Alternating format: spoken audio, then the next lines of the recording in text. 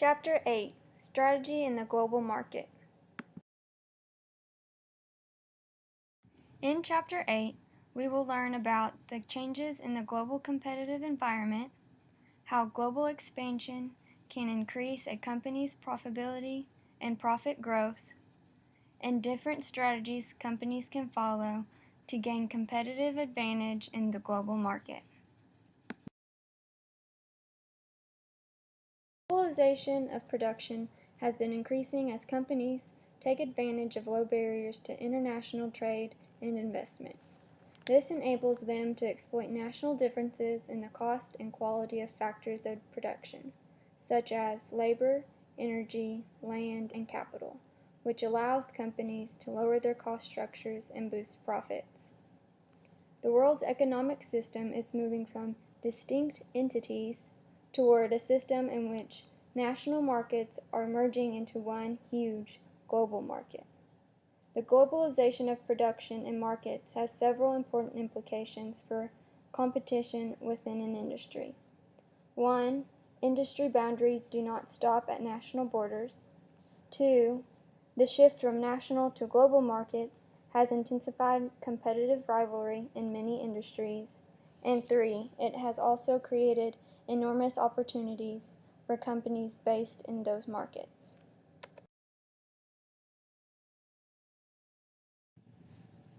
There are 4 attributes that have an important impact on the global competitiveness of companies. The first attribute is factor endowments. Factor endowments are the cost and quality of factors of production.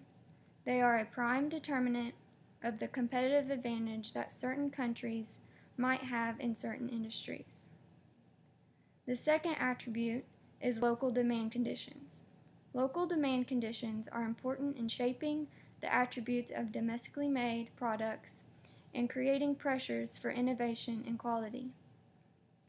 The third attribute is related and supporting industries.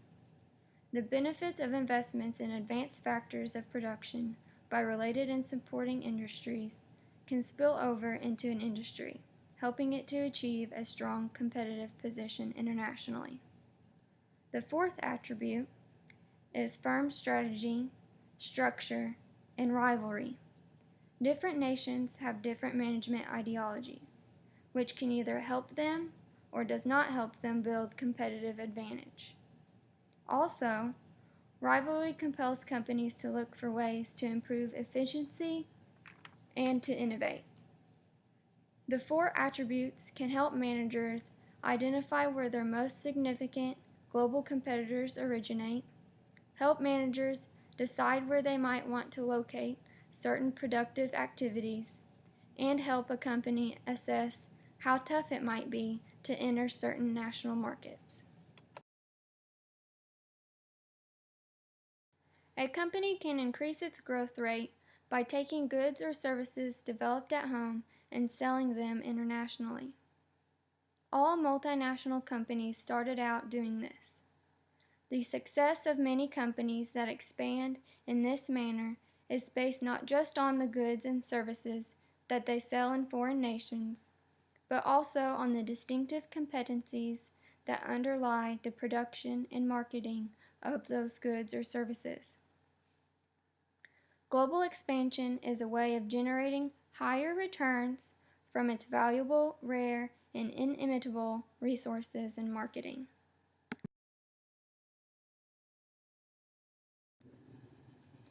Companies can realize cost savings from economies of scale and boost profitability by expanding its sales volume through international expansion.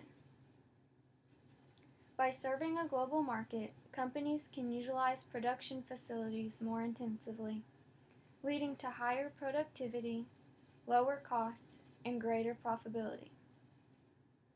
As global sales increase the size of the enterprise, bargaining power with suppliers increases, which may allow companies to bargain down key inputs and boost profitability. Companies that sell to global markets may be able to realize further cost savings from learning effects. It can enable a company to increase its sales volume more rapidly and the increased output from its plants should result in accelerated learning, higher employee productivity, and a cost advantage over competitors that are growing more slowly because they lack international markets.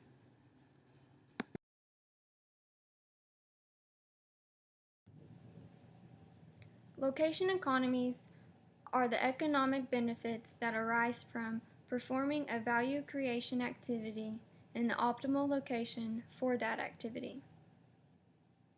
Locating a value creation activity in the optimal location can lower the cost of value creation, helping the company achieve a low-cost position and enable a company to differentiate its product offering. This strategy may become imperative survival where competitive pressures are increasing. Competencies can be created anywhere within a multinational's global network of operations. The creation of resources and competencies helps to lower the cost of production or to enhance perceived value and support higher product pricing.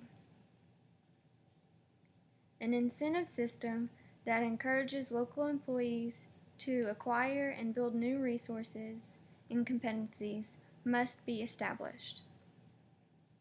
Also, there must be a process for identifying when valuable new resources and competencies have been created in a subsidiary. Finally, managers must act as facilitators, helping to transfer valuable resources and competencies within the firm.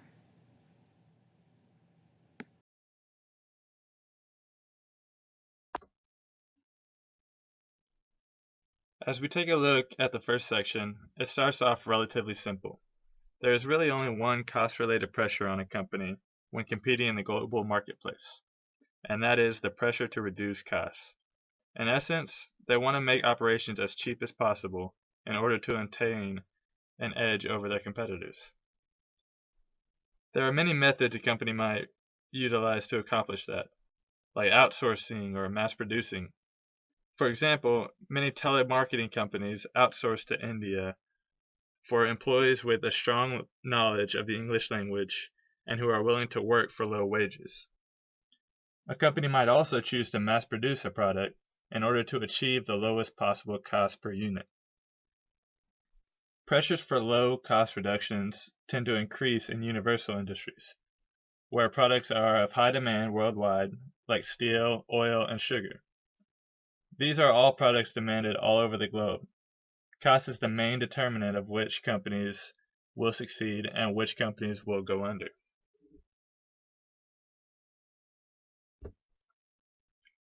Now, considering the pressures for local responsiveness becomes much more extensive. As a company penetrates different regions and eras of the world, they must take into account many varying factors, such as consumer tastes and preferences, differences in infrastructure and traditional practices, differences in distribution channels, host government demands, and the rise of regionalism. Being locally responsive means that a company must modify or adjust its product depending on the region or era that they're in. Now, I throw the word era in there because many things shift over time that have monumental effects on these factors listed. A good example would be the auto industry in the 80s and the 90s. The large manufacturers of the world had this mentality of creating a world car. If this idea would have succeeded, these companies could have sold similar vehicles globally, allowing them to source from centralized locations. However, in today's era, consumers of different parts of the world prefer their own unique style. For instance, the pickup truck is immensely popular in America, as a compact vehicle is in the UK.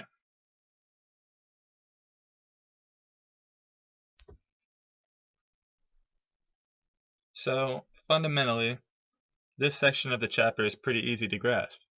Companies want to cut costs as much as possible, and they want to be locally responsive so that they adhere to the varying factors in different parts of the world. Now, the challenge comes when trying to balance the two. For example, many cheap labor practices violate government policies. And conversely, government regulations often place huge financial burden on companies. The companies who succeed are the ones who find a happy medium between the two.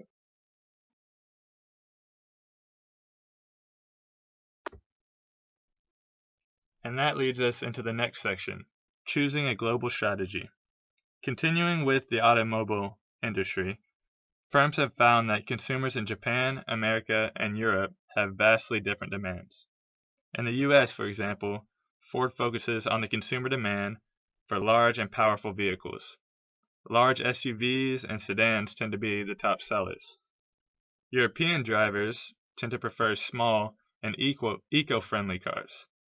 Ford isn't as popular in Europe. We see the same issue in the restaurant business. Americans want speed and convenience. Fast food chains flourish here. In contrast, Europeans tend to be a little more health conscious, so you don't see as many fast food restaurants there. There are 4 key strategies that a company might practice to fit different demands. The first is called global standardization. This strategy places emphasis on cost reductions and pays less attention to local responsiveness. The companies using a global standardization strategy are usually the ones who provide standardized products and industrial goods.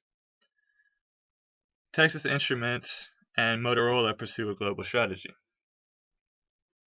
The second is localization strategy. This is basically the opposite. With this strategy, there's a lot of focus on local responsiveness. These companies need to put forth more effort in the different regional tastes and preferences. They depend on pleasing local audiences rather than a global one. MTV is a good example of a company that has adjusted well to different cultures, traditions, and lifestyles in order to build a large consumer base. While the focus of localization is local responsiveness, it is still important for companies like MTV to monitor costs. Therefore, they must appeal to large regions when possible, because too much segmentation would be extremely expensive.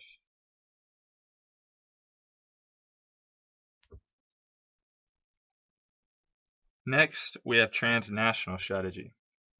Companies using this strategy see enormous pressures in both cost reduction and local responsiveness. These companies face the enormous task of addressing both pressures in an effective way. Caterpillar has done a good job implementing a transnational strategy. They design their products to allow for large-scale global production. The large-scale component of their operation allows for low cost per item, while the global aspect helps the company to satisfy the various demands of the world by differentiating its products among national markets. And the fourth key strategy is international strategy. These companies are lucky enough to experience low pressure and cost reduction and local responsiveness. The company Xerox, with the patented photocopier, was able to sell their product worldwide because it fit everyone's needs. Also, because there were no competitors, they were able to charge a very high price for their product. In general, this is the most ideal situation for a company to be in.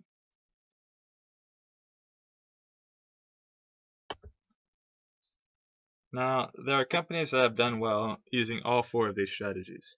However, if they are not proactive in developing new ways to decrease costs and to be locally responsive, their competitors will catch up to them. For example, the Japanese company Canon worked their way around the patents held by Xerox and created their own photocopier at a much cheaper cost. It wasn't long before their population blew Xerox away. Similar examples can be found with companies using each of the 4 strategies. The point is that complacency can ultimately destroy a company. Instead, companies must remain constantly looking for that next edge.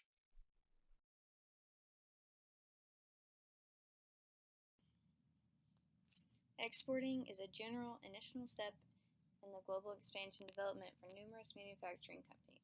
It helps companies to achieve knowledge curve and site economies.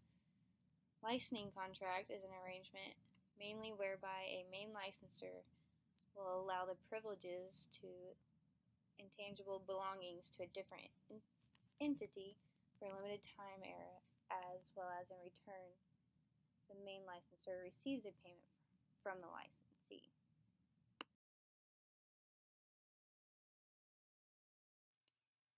Franchising is essentially a focused structure of licensing in which the main franchisor not only sells intangible belongings to the franchisee, but also requests that the franchisee have the same opinion to abide with strict regulations as to how it does commerce. Joint venture is the business of a company that is equally owned by two or extra otherwise self-governing firms.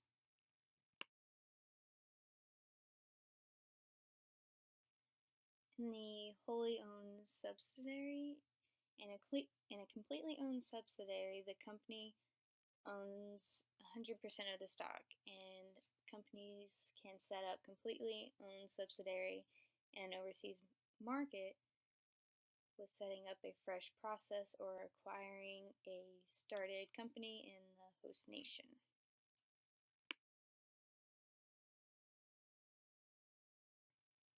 A global strategic analysis is typically started when a corporation wishes to bound into a connected commerce or latest geographic bazaar, chiefly loan where the government forbids imports and such to defend domestic business.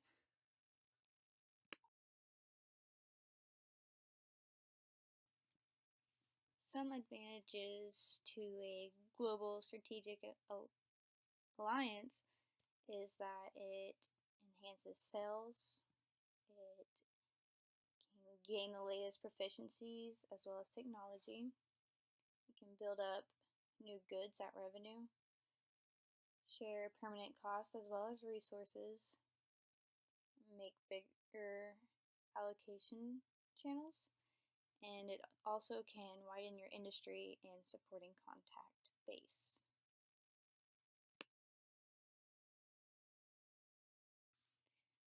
And the disadvantages of a global strategic alliance is that it has a weaker supervision connection or less fairness stake. They have a dread of bizarre insulation due toward local associates' existence. It's way less organized communication. They have deprived resource allowance, and it's also hard to keep aims on objective over time.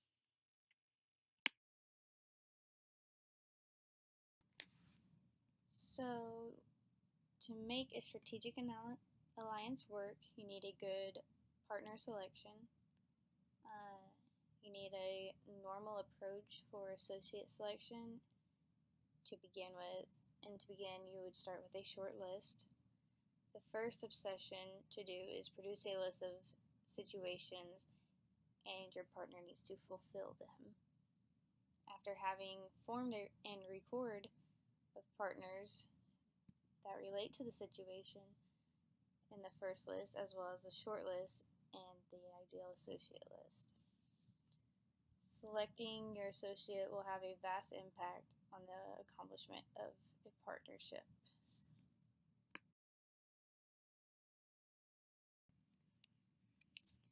So to make sure your alliances are structured, you need to make sure that they are really winning for your company. You must recognize what they are as well as more highly what they aren't. An alliance is a contract between two and also more parties to follow a set of approved upon objectives, although remaining self-governing organizations.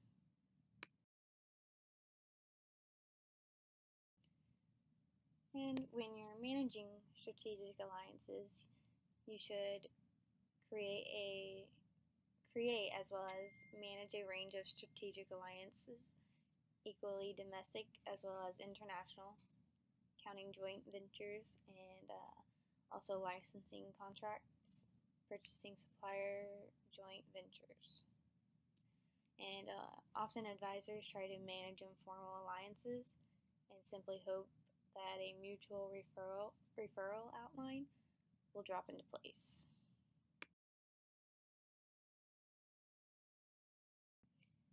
And here's a couple references I used in making this presentation.